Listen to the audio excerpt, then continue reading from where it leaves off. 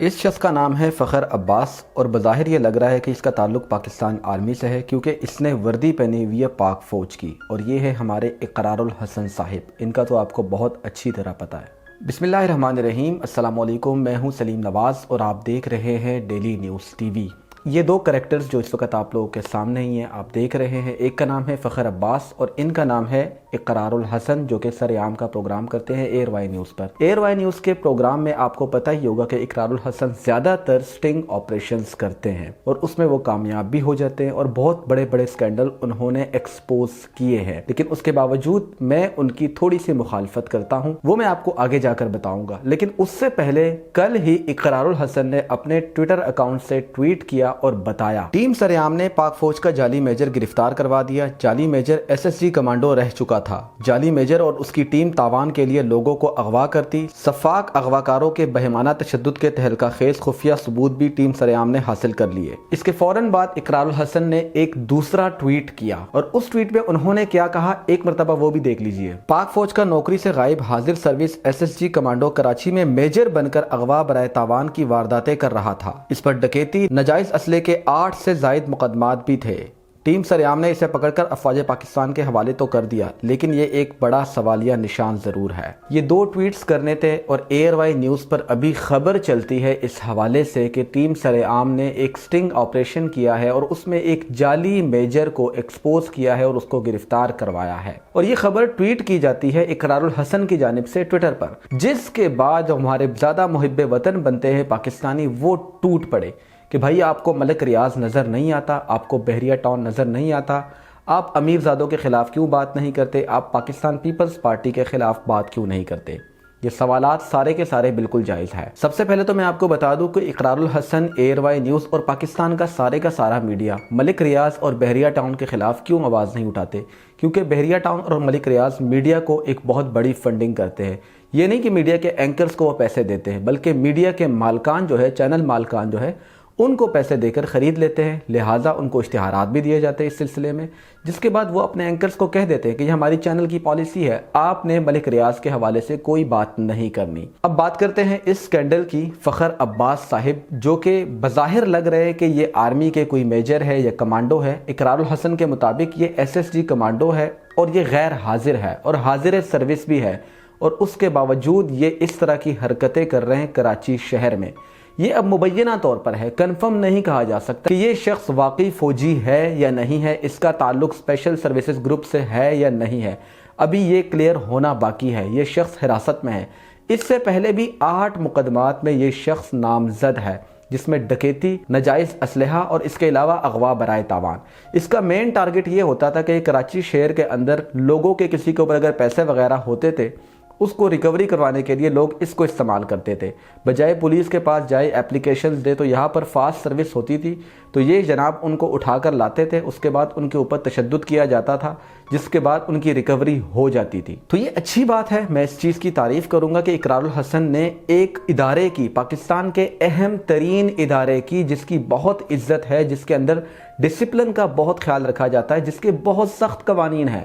Pakistan army کے اپنے جو آفیسرز ہیں، اپنے جو اہلکار ہیں، اپنے جو فوجی ہیں، ان کے لیے ایک الگ کورٹ ہوتا ہے، جس کو آپ مارشل کورٹس کہتے ہیں یا فوجی عدالتیں کہتے ہیں۔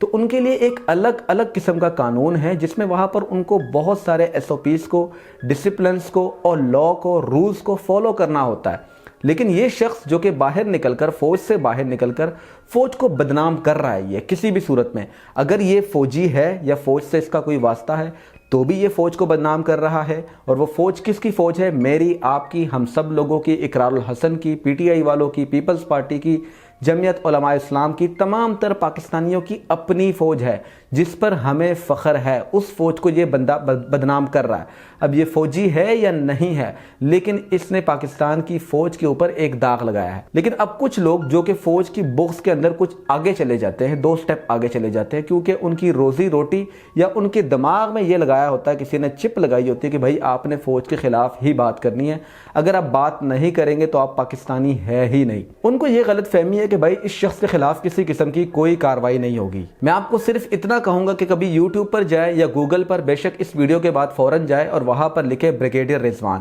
یہ بھی پاکستانی فوج کا ایک بریگیڈیئر تھا، اور اس نے ڈسپلن کی خلاف ورزی کی، کچھ مقدمات تھے اس کے اوپر اور پاک فوج نے اس کو سزا دلوائی، جس کی خبریں پاکستان کی میڈیا میں چلتی رہی۔ اس کے علاوہ اور بہت سارے ایسے کردار سامنے آتے رہے جن کے خلاف پاکستانی فوج ان کے خلاف کارروائی کرتی رہی۔ اب یہ جو بات کرتے ہیں ہم کہ یہ لوگ ہے کون جو اقرار الحسن پر اس وقت طنز کر رہے ہیں، اس کے اوپر تنقید کر رہے ہیں، یہ کوئی اور نہیں بلکہ حکومتی جماعت کے کچھ لوگ ہیں۔ حکومتی جماعت سے مراد پاکستان تحریک انصاف ہے۔ دیکھیں یہ لوگ حکومت میں ہیں اور اس وقت فوج کی کھل ڈل کر تعریف کرتے ہیں، فوج کے خلاف کوئی ایسی بات سننے کو تیار نہیں ہوتے، اور ہم بھی اپنی فوج کے خلاف کسی قسم کی کوئی بات برداشت نہیں کرتے۔ پاکستانی فوج کے خلاف سوشل میڈیا پر، ڈیجیٹل میڈیا پر یا پاکستان کے تمام ٹاپ کے اینکر پرسنز کچھ بھی اس طرح کی بات کرتے تو سب سے پہلے میں اس کی مذمت کرتا ہوں ٹویٹر پر جا کے، اور اس کے بعد اس چینل پر اپنے فیس بک پیج پر ویڈیوز بناتا ہوں اور لوگوں کو بتاتا ہوں کہ حقائق یہ ہے۔ لیکن تحریک انصاف کے کارکنان، ان کے سوشل میڈیا کے جو صارفین ہیں، وہ یہ سمجھتے ہیں کہ فوج کی حفاظت کی ذمہ داری صرف ہماری ہے۔ اس سے پہلے نون لیگ جب حکومت میں تھی وہ بھی فوج کی بہت تعریفیں کرتے رہے، لیکن جیسے ہی وہ حکومت سے نکل جاتے ہیں اس کے بعد نواز شریف کا بیانیہ ہو یا مریم نواز کا، دونوں کا فوج مخالف ہے۔ اسی طرح پیپلز پارٹی کے دور میں جب آصف علی زرداری صدر مملکت تھے، انہوں نے اپنے دور میں chief of army staff general Kayani صاحب کو ایکسٹینشن دی اور وہ فوج کی تعریفیں کرتے رہے۔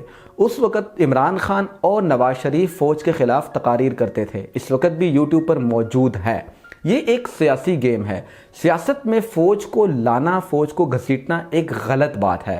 آپ اقرار الحسن کی سٹوری پر فوکس کریں، وہ آپ کو کیا دکھا رہا ہے؟ وہ افواج پاکستان کی مدد کر رہا ہے، اس کو فکر ہے اپنے ادارے کی، کیونکہ ایک شخص وردی پہن کر اپنے آپ کو میجر بتا رہا ہے اور شہر کے اندر وارداتیں کر رہا ہے، اور وہ وارداتیں بھی اس قسم کی ہے کہ اس کی کسی قسم کی کوئی معافی نہیں ہے۔ اغوا برائے تاوان کی وارداتوں میں وہ شخص ملوث رہا ہے جس پر مقدمات ہے، جو کہ ایک انتہائی افسوسناک بات ہے، اور اس چیز کو سامنے لانا آپ کہہ رہے ہیں کہ یہ اقرار الحسن کا جرم ہے، بلکہ میں سمجھتا ہوں کہ افواج پاکستان کے سربراہ، افواج پاکستان کے ترجمان DGISPR major general Babar Iftikhar کو اس قدم کی تعریف کرنی چاہیے کہ اقرار الحسن نے اپنی جان کو خطرے میں ڈال کر ایک اتنا اہم سٹنگ آپریشن کر کے ایک شخص کو پکڑوایا جو کہ آج تک نظروں سے غائب رہا۔